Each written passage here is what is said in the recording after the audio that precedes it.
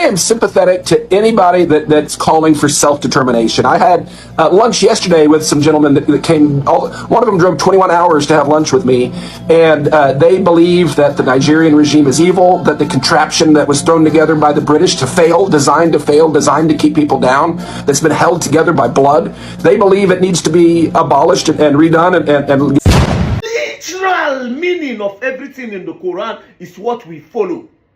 Literal meaning is what we are going to follow. And this bettered Boko Haram. Nigeria has expired. The wrath of Almighty God is upon Nigeria. Mark today's date and what I'm telling you. Today, this is the legacy that President Chief Bola Ahmed Tinubu is leaving for Nigeria's 3 years down the line of sorrow, tears, and blood. But to call Tinubu as a leader a failure will be an insult to failures. Look at Tinubu, for example, what the Yorubas are going through on his account. Either you are with us, I mean real Muslims whom are following. Anything I tell you here is gospel. Anything I open my mouth to tell you must come to pass.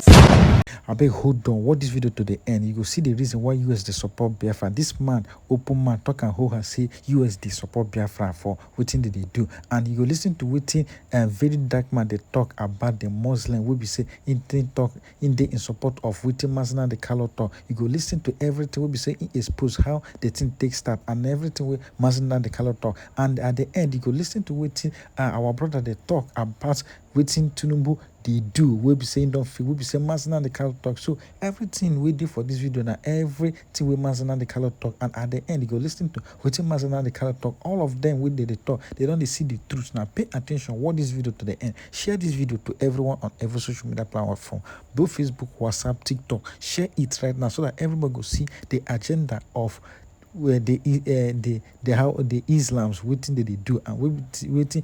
Tinubu don't plan long ago. We make Tinubu not even they talk much about what they go on right now. Tinubu get plans, get agenda. We be say in one achieve for 2027. And why in the they assembly division we be say they talk about. Listen carefully and listen to waiting at the second video now waiting US talk. Just watch from the first, second, and third. You go listen to waiting very dark man talk. You go listen to waiting the US don't talk about Nigeria and Biafra. And don't forget to share this video to everyone on every social media platform. Now the only one I fit take encourage supporters. Share both Facebook, WhatsApp, TikTok.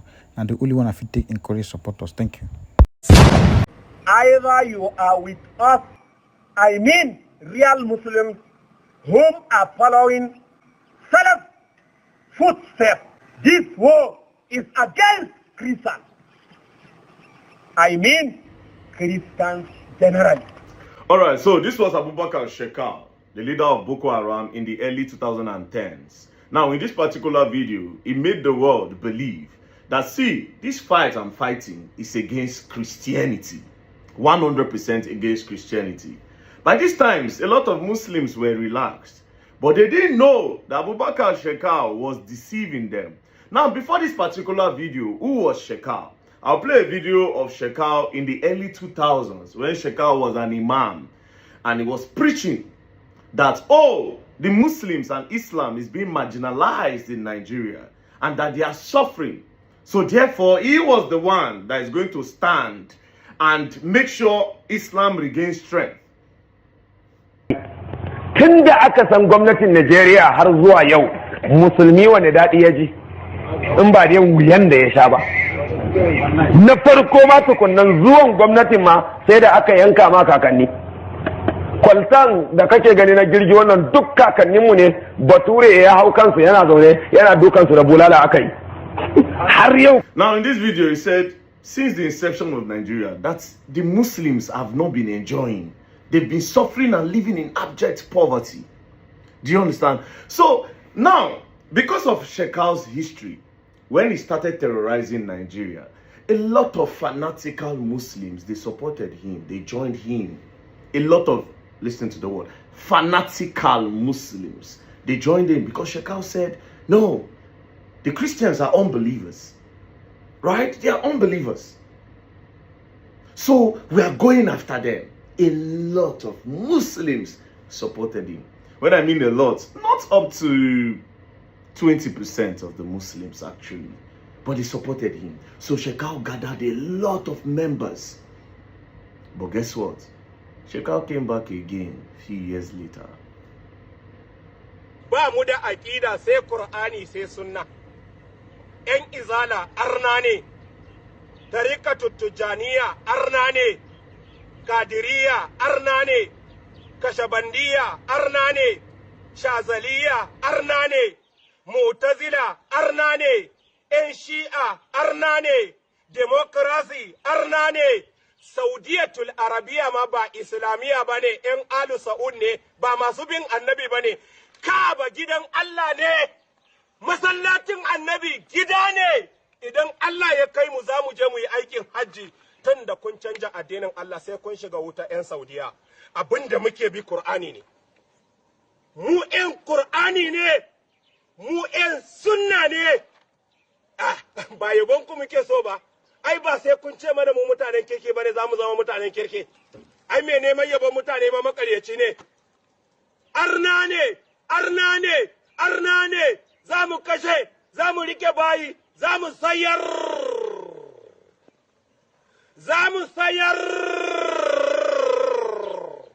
shekau, shakakau, shekau, kau, kakau, kau, kakakakakakau. Wannan shine shekau in baka gane ba.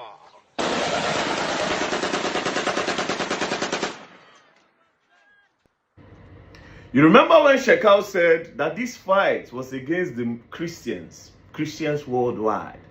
And again, previously, Shekau had been agitating for the Muslims. But guess what? As soon as Shekau got the power, got members, Shekau turned around. And then other Muslims, he declared them that they were all unbelievers. Izala Adnani, he called different Islam, different section of Muslims. He said, you are all unbelievers. We are the only people that are carrying Islam. So therefore, by this time, Shekau started slaying Muslims, burning mosques, unaliving Muslims, kidnapping Muslims. That is why if you check, I said, go and do your research. Boko Haram have claimed more Muslim lives than Christians in Nigeria. I'll tell you that for free. It is 80-20. It is 80-20. Now, let me tell you why Shekau is like this, right? Muslims, there's a division in Islam. There are Sunni, there are Sufi, and then there are Shia or Shai. Sunni makes up 80% of Muslims worldwide. So in Nigeria, 99% are Sunni Muslims. Sunni makes up 80% of Muslims worldwide. Sufi makes up just 1%. Then Shia or Shai makes up 15%. But like I said, in Nigeria, the Sunni Muslims are like 99%. Now, just like the Christians, I know say a lot of Nanono say Muslims get section. Just like the Christians, we have the Orthodox and the Pentecostal. As you can see, they are Orthodox, Pentecostal. The Orthodox are like the old ways. Types of Orthodox churches are the Anglicans, the Presbyterians, the Catholics, the Roman Catholics. Those are examples of Orthodox churches that practice the old ways of Christianity. Then the Pentecostal are like the Winners, Christ Embassy, Redeem. These are the example of Pentecostal. So that's just the way that Islam is. But Islam is in 3 sections. Now, in this 3 sections of Islam, right, as you can see, Sunni, Sufi, and Shia. Under Sunni, you have Hanafi, you have Diobandi, you have Maliki, you have Shafi, you have Hanbali, you have Wahhabism, then you have Salafism. Under Shia or Shia, you have Jafari, you have Ismailiyya, you have Zaidiyya, you have Alani, you have Alevi. But we are not going to talk about Shia and Sufi. We are going to talk about Sunni. Now, Hanafi, Diobandi, Maliki, Shafi, Hanbali, Wahhabism, then Salafism. But where is the problem coming from? The problem is coming from Salafism. That is where the wahala is coming from. Every other side, they practice the same thing. But Salafism came with another ideology. So let's look at them. Salafism Islam is a reform movement in Sunni. So inside that Sunni now, all of them, the Sunni Islam, all of them belong to, Salafism came from nowhere to say they are the reform movement in Islam that advocate for the return of the Christian literalist practices of earliest Muslim. Its ultimate goal is to emulate the Salaf, the first three generations of Muslim, to purge the faith of innovation and modern deviations. So these guys came and said, come, inside this Sunni, a lot of you are opening, your eyes are opening.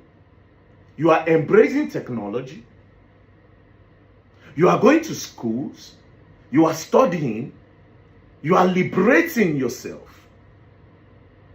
No, this is not what Islam is supposed to be. We are going to go back in time and go back to the literal. You cannot interpret the Quran more than what it is. Do you understand? I'll give you an example with the Christian book.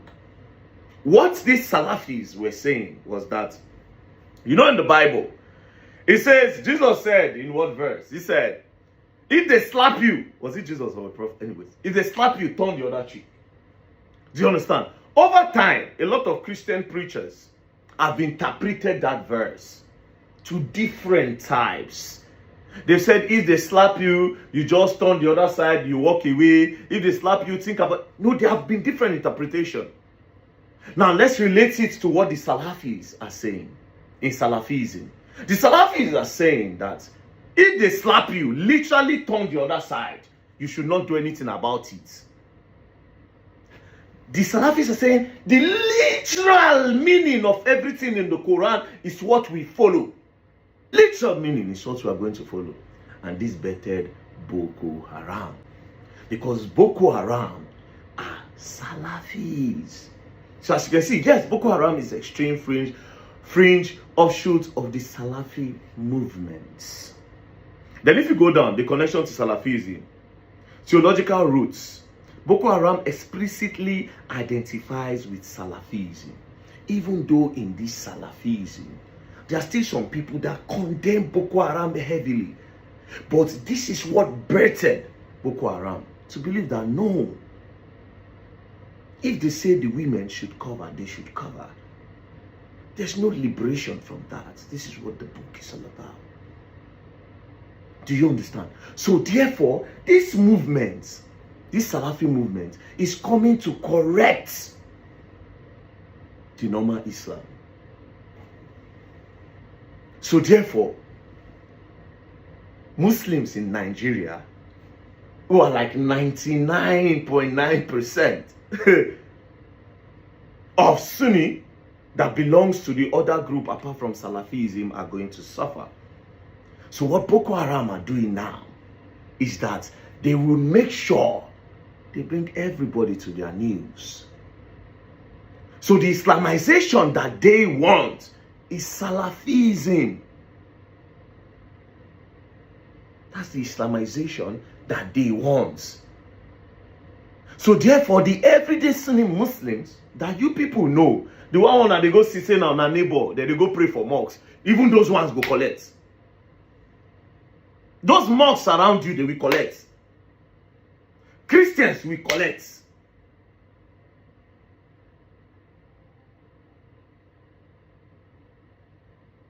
This is what this is all about. But now, this is where Wahala is. Imagine Shekau in the early 2000s. Then fast forward to 2010s. Shekau have guns. Shekau have gun trucks. Hiluxes. He has money, guns, he buys bullets. Where does he get this money from? This is where politics and government come in. You see, a lot of these politicians heavily invested in this guy called Shekau. Because to them, this particular person will be a political advantage to us. So they censored him and they let him continue all what he was doing. But he rebelled against them. That is what is going on now. He rebelled against them. He rebelled against them. Because in Salafism, you are not even meant to be a government official. You are not even meant to be a politician. You are not even meant to hold the mind to speak if you are not talking about that part of Quran that they want. You can't. Why are you becoming a minister? Meaning you have to study? No. That's Western culture. But this other part of Islam, the Sunni. Salafism is part of Sunni, but they claim to be, we are the Sunni, that you people don't open eye. This is not what Islam is all about. So we cannot let you people do. We are the police. We are policing you people to come back. You cannot be liberated. There's no democracy for you. So this is where there is a problem. So politicians, Christian, Muslims, everybody are the enemies to these so-called new Salafis. Now where wahala they be that? So in all of this, all of us, Christian, Muslims in Nigeria, we are all victims. And the more these people gain strength, the more we suffer. And like I said, Nigerians, do not think it by mistake that these Muslims are your enemies. There's another Muslim in the Muslim that are enemies to everybody. So one of the ways that these people will use to defeat us as Nigerians is by creating enmity between Christians and Muslims.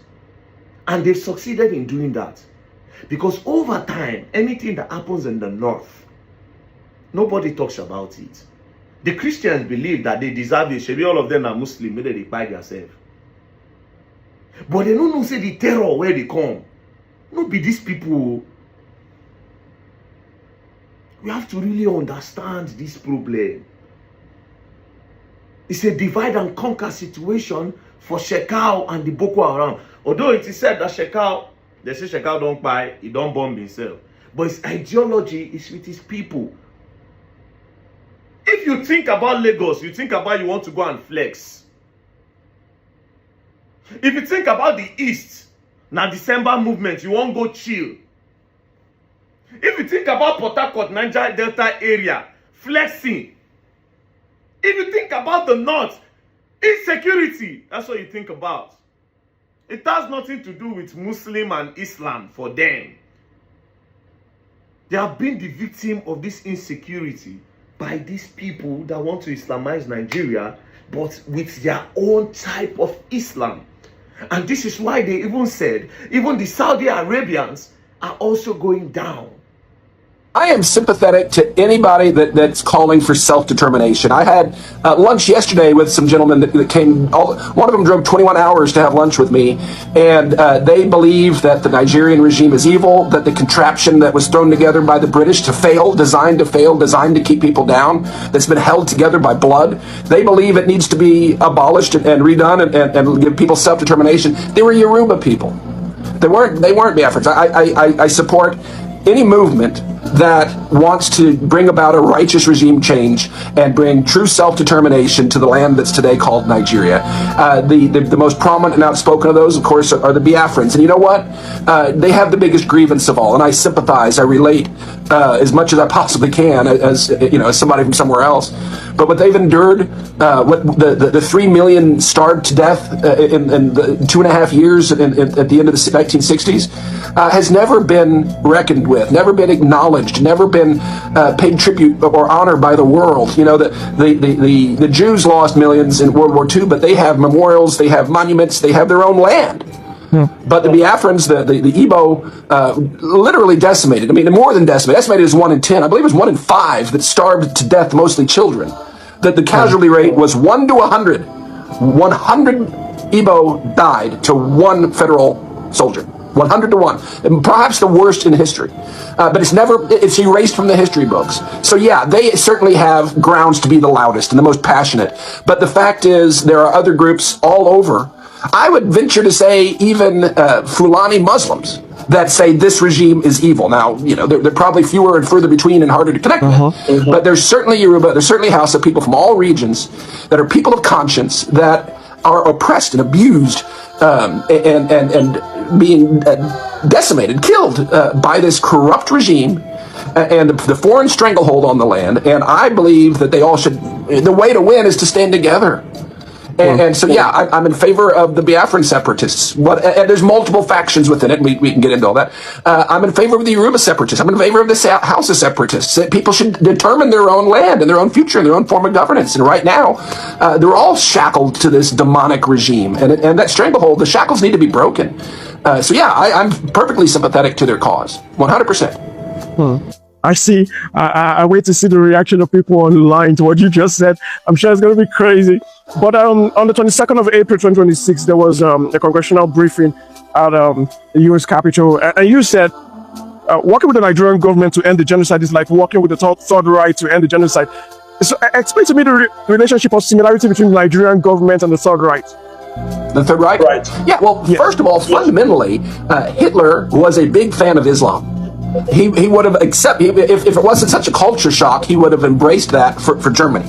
The Nazi ideology and the Islamic ideology both are about domination, control, submission, obedience to the human being that's in charge, blind submission, and also killing people who stand in their way, and specifically people of different faiths. So the regimes, the ideology is extremely similar, and Hitler acknowledged that. But the fact is, the Nigerian government is 100% complicit with the ongoing, and the genocide is the result of it, and the terminology. Of course, it's not just a Christian genocide. I've never said that, but it is a Christian genocide plus. The statistics from Inner Society say that a total of 185,000 have been killed, with 60,000 of those being peaceful Muslims. There's a genocide of peaceful Muslims as well, so I don't want to diminish that. But the fact is, this government is 100% the machine that enables and allows that and covers it up. Case in point, what we just talked about, the data boys and the propaganda to try to discredit those who are here to help and those who come to speak the truth. So yeah, Neville Chamberlain famously tried to appease the Nazis and tried to work with them. Thankfully, he didn't last long in office after that, and Churchill came in and called it what it was, a threat to humanity. The Nigerian regime is part and parcel with the Caliphate North. Period. They can do nothing without the Caliphate North. They cannot go beyond it. And they have to carry its water. It's just the way the system is rigged. And they don't mind doing it at all. Tinubu, it's insane. And you look at who he's appointed to these various positions and how hardcore Islamic ideological, terrorists many of these people are. Nuhu Rabadu arming the Fulani militia. The defense chief calling them prodigal sons. The new curriculum guy, the guy's in charge of writing the entire curriculum for every Bush boys. They are that's who his base is these people doing this killing. And he'll never lift a finger to stop it, only to cover it up so he can keep in the good graces of the West. But no, there is no working with the Nigerian government. There's no redeeming the Nigerian constitutional system. It is not only flawed, it is intentionally engineered to suppress people of conscience. Period. It's an Islamic constitution. It's an Islamic regime, and there's no redeeming it. There's, if they want to have their little regime, they can go to their Sharia states and do it by themselves and do whatever they want. But leave everybody else alone. It's incompatible. But they're actively pushing for the establishment of certain structures in the South. I think you spoke about that. Yeah. Oh yeah. They, it was just last year that the Sultan came out and advocated, got behind the push to expand Sharia into the South. And that's, from day one, from the day Usman Dan Fodio handed out the flags to his commanders and said, go, the goal has been to dip the Quran in the Atlantic Ocean. President Buhari was very vocal before he became president about Sharia law across all of Nigeria at any cost. He was also very passionate about global Sharia law. That's just who they are. It's their religion, it's their ideology. They can't, asking them to stop, asking them to not do it is like asking you to renounce Jesus. To them, it's their faith, it's their foundation, it's their ideology, it's their identity. And they're not going to stop just because we ask them to. They're not going to stop because of sanctions. The whole regime needs to be dismantled. If there's any hope of Nigeria ever having success, whatever you call it, whether it's Nigeria or the countries formerly known as Nigeria. I use Nigerian for shorthand. I believe it's irredeemable, but that's what people call it today. So don't get me wrong when I use the word Nigeria. It's just what the place is called today. But yeah, with freedom, with the Christian faith, with self-determination, with entrepreneurism and independence and happiness. There is no coexistence between that and the Islam as practiced by the caliphate and those in charge of Nigeria. There's no way. It's like light and dark can't exist together. It's incompatible, and you're seeing that with your everyday life. And we're finally starting to realize that here in the United States, in our own backyard, where this is happening. I mean, what's happening in Nigeria is similar to what's happening in the U.S. Some people in the U.S. who think Trump should not be attacking Iran or doing anything about them. These are people who every single day say death to America. We have Christians here who don't believe there is an agenda to Islamize Nigeria, right? But like my other sister would tell me, when someone tells you who they are, believe them, right? I want to talk about your post on the 9th of May. You said the Kanu state government aided Islamic adoption of a Christian girl, right? What's the background of this story as you know it, and how is the government of Kanu State complicit in this? Well, if you read the post, I was provided with much documentation, government stamps and all that. I was provided that. And there was a girl, not an adult, she was a schoolgirl, that was groomed online by a fellow who identified himself as a Muslim. The name is unclear. It appears that the name switched. But this girl, apparently of her own free will, but again, after being groomed online, she just disappeared from school. And her case showed up in the Islamic court there, officially, where she supposedly registered to change her faith. The problem is she was not able to do that. The state actually inserted itself and declared itself her guardian, and has clearly falsified the record and all that to keep this girl away from her family. And again, she's not of the age of consent to be able to do such thing without state intervention. So yeah, the state 100% has backed this play for this girl who was groomed online and has since disappeared. Oh, that's serious. I'm going to look this up, and maybe at a future interview, maybe we'll revisit it again, because this is serious. This is serious. I know you're not a fan of the leadership structure of the church in Nigeria, CAN, and the rest of what it is. But what do you think, right, the leadership of the church in Nigeria must begin to do about these things? Well, I'm going to be completely honest with you. The church in Nigeria should focus attention inward and needs to clean house. I spend time interacting with probably more than most Americans, maybe more than most Nigerians, interacting with these jihadis and these data boys and these drones. And the mirror you get back, what they see that Christianity is, the impression that the Nigerian church gives, and globally it's a problem. They see prosperity pimps and they see the Pope and they think that's Christianity. It is not a good testimony, and it offers nothing to them that they want. It offers it's no different from the world. It's no different from what they get from secularism. It's no different from what they get anywhere else. It is self-serving. It is very often, more often than not in Nigeria, money-oriented. It's a business.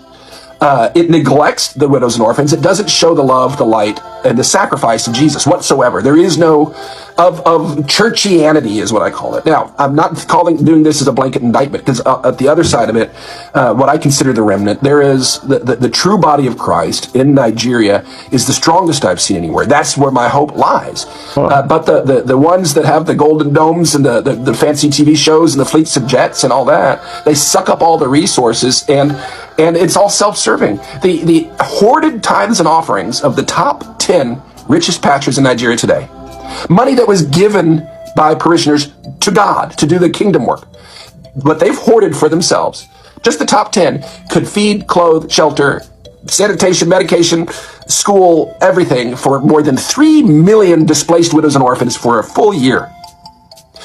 Wow. And that's the true religion. I know of an IDP camp that we have a school in Abuja that is surrounded by megachurches. And yet these people, just last week, some of their homes were bulldozed by the government. They're starving. They have nothing. They were forced from their fatherlands, their homes, everything they've ever had, destroyed, taken, everybody they loved, in many cases killed mercilessly, and forced to live in these horrific camps.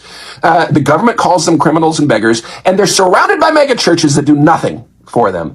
That is not a living testimony of Jesus. That's a living testimony of greed, and it offers nothing to the lost, nothing to the seekers. And there are Muslim seekers, believe me. Iran has the fastest growing Christian church on earth, perhaps because they don't have churchianity there. All they have is Jesus. But the Nigerian church, there's a remnant. Find it, plug into it, sow into it.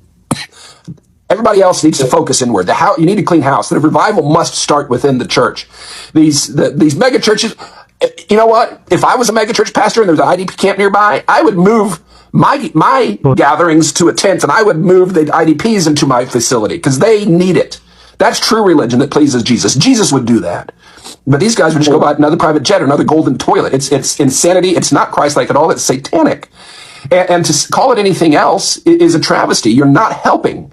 You're hurting. You are part of the problem if you don't clean house first and hold the church accountable first. Because when you do that, and when we come together in the unity of Christ, I believe it'll transform overnight. I believe that those who call themselves Christians in Nigeria, if they really were truly following Christ, were to stand up together, the nation would transform overnight. The displaced would go home. The jihad would end. The government would be replaced if those who call on Christ actually followed him. You have what it takes, but you're too busy chasing prosperity instead of chasing God. And that's one main reason why Nigeria is not only the prosperity gospel capital of the world, but also the Christian genocide and displacement capital of the world. Those two things go hand in hand, cause and effect. Today, this is the legacy that President Chief Bola Tinubu is leaving for Nigeria's 3 years down the line of sorrow, tears, and blood.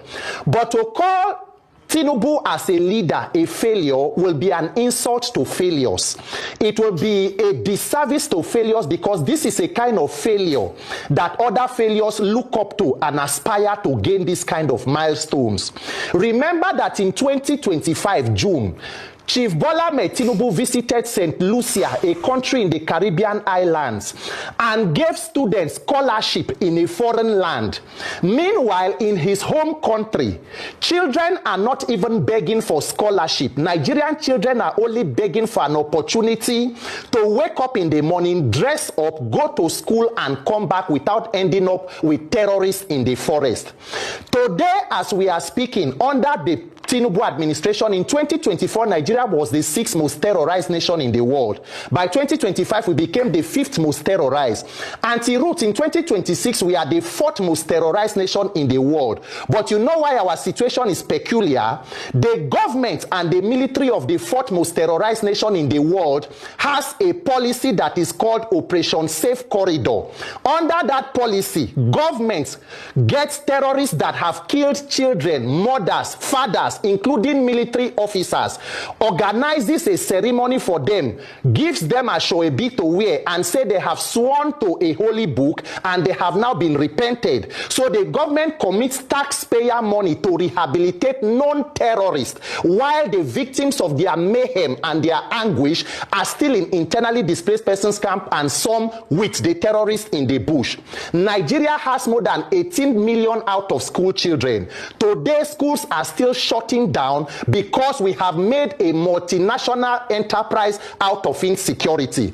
And it will not end for as long as government seems to be complicit in what is going on. Let me make it clear, that every government is more powerful than whatever criminals or criminal gang that operates around its territory. Whenever you see a government that seems to be helpless in the face of criminality, one thing is sure: such governments are complicit in the criminality. Once you are able as a government to detach yourself from the criminal network and you go forcefully against the criminals, you will not only crush them, you will protect your people. Nigeria is going around in a circle because we are yet to figure out the political wing of terrorism and insecurity. If we fail to end that political wing, the one in the bush will only continue to fester. I have stated it maybe even on this program, on this network. A governor who is an APC governor in Kebbi State came out in the open and made a statement. He said before there was an attack on the government girls secondary school in Maga in Kebbi State, we had intelligence. We deployed law enforcement, including military. They reported to the school. They took pictures with the students and the teachers and were there. Few hours before the attack, somebody gave an order for them to be withdrawn. They left and people came in and took children and killed the vice principal. The governor is asking the commander-in-chief who ordered troops out of that school. Till date, nobody has been able to answer. And then we go ahead and we say that the children were discovered. Ransom was paid. People have benefited. So when you continue to pamper terrorists, a country that is more concerned about taking care of repentant terrorists than protecting its own children. So under this administration, people who are supposed to be leaders of tomorrow are in the forest with terrorists, while the leaders themselves are feasting and preparing for the election. So you will continue to see these shenanigans because we have built a system that rewards criminality and corruption. People are in DSS detention today for making a tweet about government. Somebody was detained, Justice Clark, he's still in court today for saying military officers should be fed properly. So when our intelligence is only able to go against people who are voices of dissent against government, while government on the other hand, anti-root, a popular Islamic cleric, Mr. Sheikh Gumi, said on national TV, he said government knows where the terrorists are. They know their location, they know them by name. Has anybody invited Mr. Sheikh Gumi for questioning? What answers have been gotten? So what are we saying? Who is deceiving who? A 2-year-old toddler is going through in Oyo State. A 3-year-old boy, Sikiru Salami, is going through this kind of experience as we speak. We may not even know their current conditions in the forest. And guess what? The wife of the president, who is supposed to be, according to her, an ordained minister of God, is attending an APC rally where she's trying to inaugurate Tinubu torch bearers. I don't know the torch they are inaugurating that cannot find 40 children in Oyo State, and distributing cars to women leaders in the state house. When under Jonathan, we even saw the then first lady shouting and screaming, even if it is to pretend to have empathy for children, anti-root children, is what Nigeria is not able to protect. A country that cannot protect your women, cannot protect your men, cannot protect your youth, cannot protect, we cannot agree that children should be protected. What are you going to tell? When you say that they should begin to do this, we have repentant terrorist rehabilitation. When will we have rehabilitation for victims of kidnap? When are we going to set out funds to say people who have gone through this torture? We are waiting to see when government will come out with a policy to support them, to reintegrate them back into society. You can imagine the trauma that a person like this is living with. Anti-root, if Nigerians do not come together, mobilize and end this reign of terror we call a system of government, my condolences are with all of us, because everybody is a potential victim. Today's victims were yesterday's survivors. Tomorrow's victims will be today's survivors. The dead can no longer die. The next set of persons that this carnage will happen to are those of us who are alive. May we say enough is enough soon enough. These are the things that I want you to understand this very evening, that Nigeria has expired. The wrath of Almighty God is upon Nigeria. Look at Tinubu, for example, what the Yorubas are going through on his account.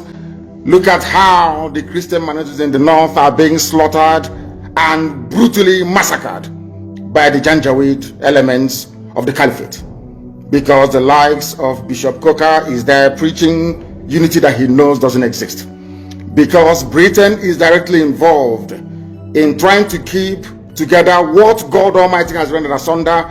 That is the reason why Mark Drakeford has come out to say that United Kingdom is over. He's a very heavyweight politician in the UK, the leader of the Welsh people. He is the first minister of the Welsh people. Wales, of course, in the UK is a principality. And mind you, Prince Charles is supposed to be the Prince of Wales, or should I say, the titular head of the government of Wales people. But here we have Mark Drakeford saying it categorically that Britain is over. And I want Britain. If you continue to meddle in the affairs of Nigeria to the extent whereby you are presenting a stumbling block to the emancipation of the children of God, the children of light, United Kingdom will be decimated. Because you're very proud and very arrogant, because you think that you're Caucasian, you're white, you can do anything and get away with it, you may think that the disintegration of the UK has nothing to do with Biafra, but I can assure you categorically that it has. If you do not stop meddling in Nigeria, if you do not stop this, your, should I say, perverted, racist devotion to keeping people who shouldn't be one together in one monstrous entity called the Zoological Republic of Nigeria, believe you me, God Almighty in heaven will destroy Britain beyond recognition. And it started to happen already. It is happening already. I warned you and I told you, you may disregard the agitation for Biafra and tag it as nothing. Because you came, you saw, you conquered and you colonized. But I'm warning you today, if you continue, the wrath of God will be upon you. As I warned the zoo many, many years ago, if you don't allow we Biafrans to go, that zoological republic called Nigeria will be a worse place than Somalia. And today it is happening. And if you have not applied for your Somalian visa, please try and do so. Should I say Somali visa? Try and do so as quickly as possible, because the zoo is on the path of destruction, and there is nothing man can do to reverse it. Mark today's date and what I'm telling you. Nigeria will be destroyed beyond human comprehension. So says the Lord of hosts. Anything I tell you here is gospel. Anything I open my mouth to tell you must come to pass, because Almighty determined that we should come.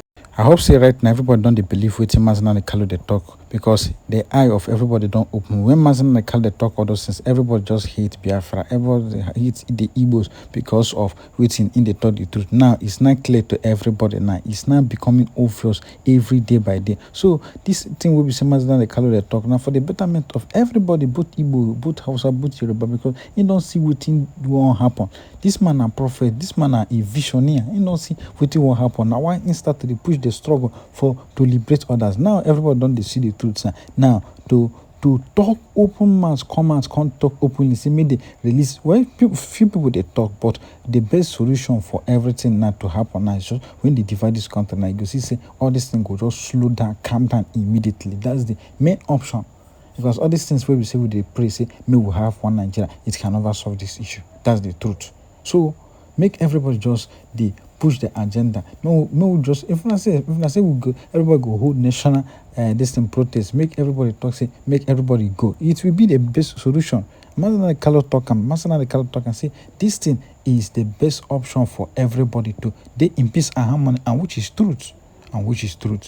Thank God, say US don't they intervene. That's why I love how US just they push body they enter for this matter, because if they leave Nigeria, wahala go there, and Nigeria no go even.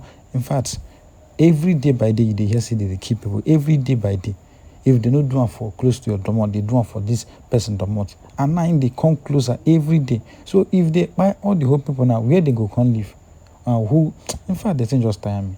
Tinubu don't even finish us, because now he start to orchestrate all this thing from Jonathan regime to Buhari, from Buhari to his own tenure, and Mazinani Kalu talk all these things. I'm not going to just talk more. Share this video to everyone on every social media platform. Don't forget to click the subscribe button for more updates.